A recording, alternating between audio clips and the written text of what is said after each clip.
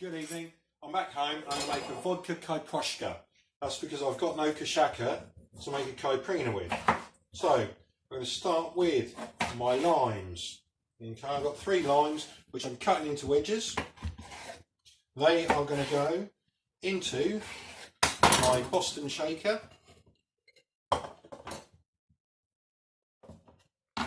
Okay, so I've got all my lime wedges in there. Now I'm going to put in a bunch of sugar. I'm going to put in 6 teaspoons. Okay. Now, next thing you need to do is get your muddler. Looks disgusting, isn't? You need to crush these. You're crushing the juice out of the limes and you're crushing the oils out of the skin. You see that?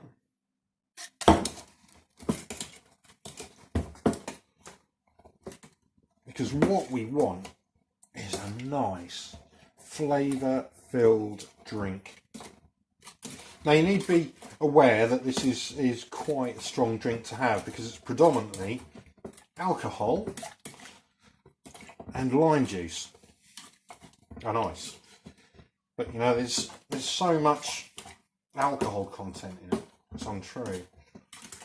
Hence why we spent about 17 quid on burgers at McDonald's in Copacabana when we had the cachaca version of Caipirinha, but to be fair that was about a quarter of a bottle each that we had. So these are nicely crushed up. Okay, so there's loads of juice in there. So, vodka.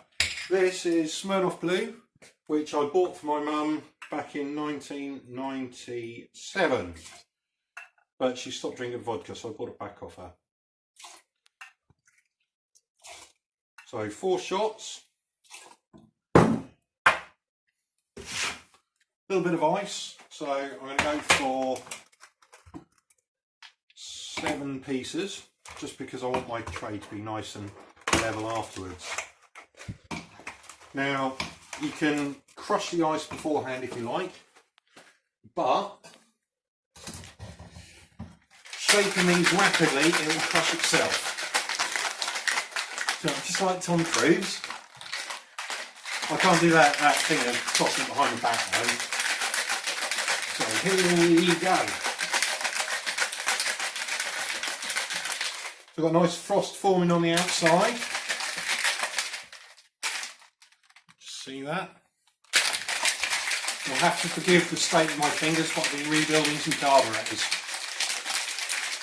Right, here we go then.